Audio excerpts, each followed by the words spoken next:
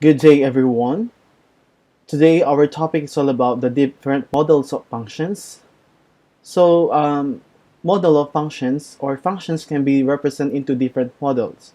It can be tables, it can be through mapping, or through graphs, or through sets. So, in this lesson, you will find out the different models of functions.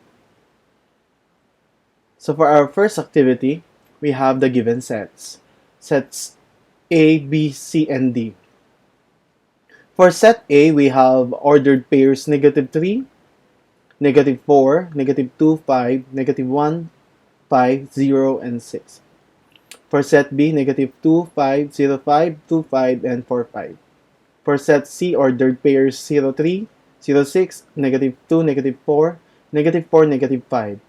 And D, we have 1, 0, 0, 1, -1, 0, 0, -1. So for our first activity, the first activity is list down all first and second coordinates of each set of ordered pairs and draw arrows showing the different pairings.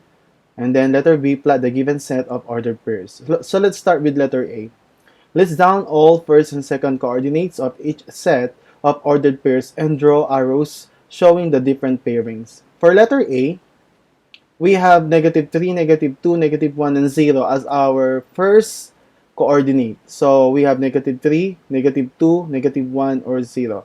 And yung first coordinate, ito yung mga nasa unahan or yung mga nasa x coordinate.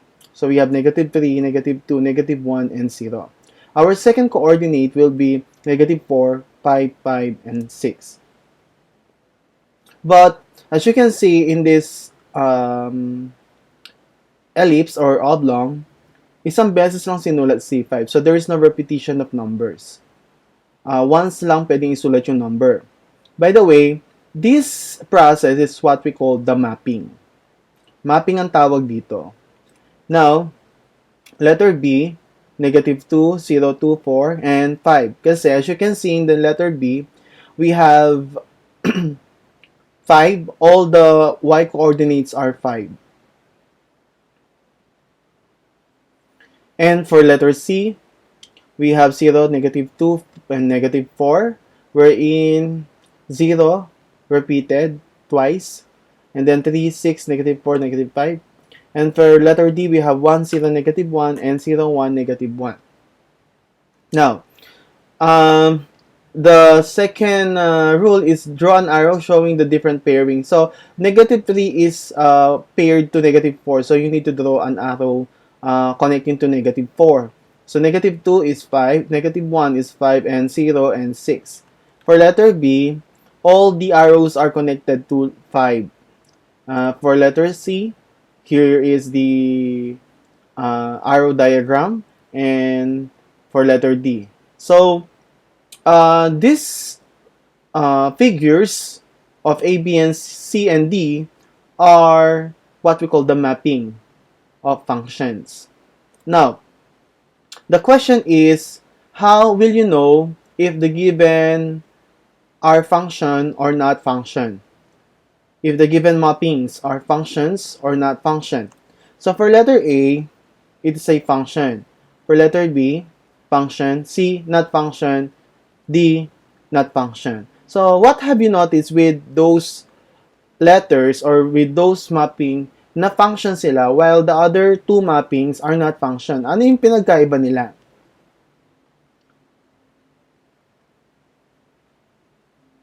So, when we're talking about function, a function is a set of ordered pairs x, y such that no two distinct members have the same first element. In short, hindi pwedeng mag-repeat ang first element para masabing function siya. Kapag nag-repeat siya, hindi siya function.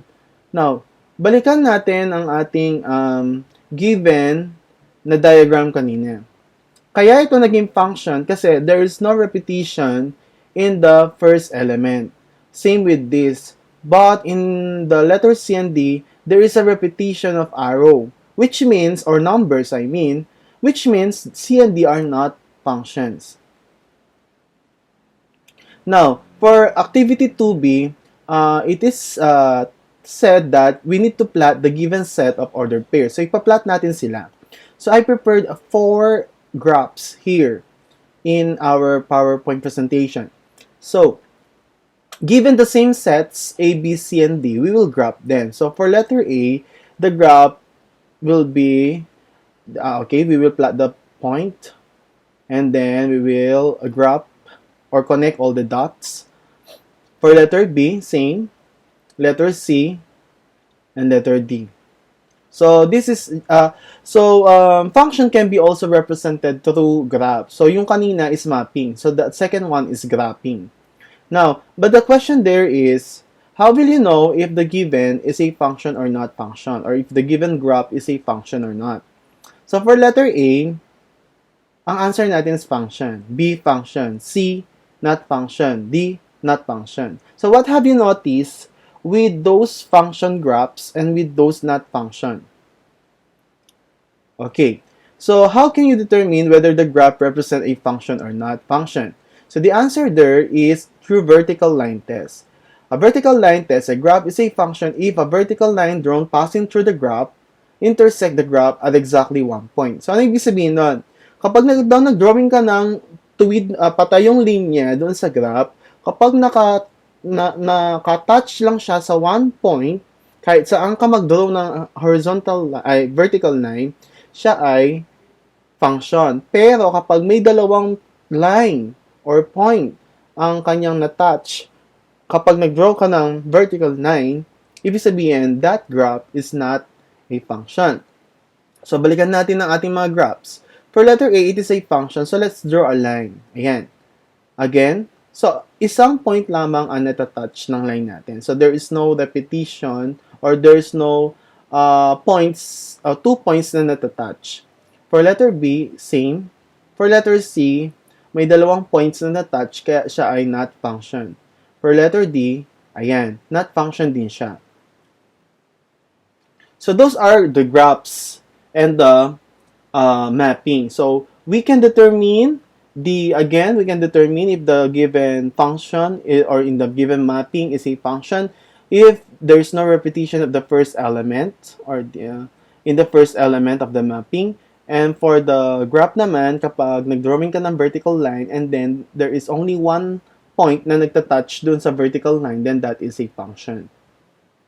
Okay, let's have more activities. Let's compare these two mapping. Okay, what do you think is the answer for this? Is it a function or not function? Correct. It is a function. How about the next one? Correct. It is not function. Okay. Another way to represent a function is through what we call tables. So we can use tables to represent a function. The clue here is that you need to look for the first row of the table. If there is no any repeating numbers na nasa table, therefore the given table is a function. The second one, for the second one, as you can see, we have two numbers na nagre-repeat, which is number 2. So therefore, this table is not a function. For the third one, we have -4 na dalawa, tsaka -2 na dalawa. So, therefore, this is not a function. So, again, pag table siya, titignan mo lang yung first row kung may nagre-repeat na numbers. Okay, let's answer the following. Number 1, is it a function or not? Correct, it is a function. Number 2, is it a function or not? Correct, it is not function. Number 3, is it a function or not? Correct. It is not. It is a function kasi there is no repetition of first element. Okay. Another way to represent a function is through sets. So for this one, this is a set of ordered pairs. So ang titignan lang natin dito ay yung mga first element or yung mga x-coordinate. Okay? Kapag merong nagre-repeat sa mga yan na numbers o magkaparehong number, ibig sabihin hindi siya function. Kapag walang nagre-repeat, siya ay function. So, for this one, the answer is correct, function. Number 2. Again, 1, 2, 3, 4, 5. So, this is a function. Next, 1, 1. Oops, meron na nag-repeat. So therefore, not function. Okay, so that's all about the function and graphs, which is the lesson 1, model of function. So again, we can represent a functions into a 4 models. Number 1, through mapping. Number 2, graphs. Number 3, tables. And number 4, through sets. With that, don't forget to like, subscribe, and share this video. Thank you very much.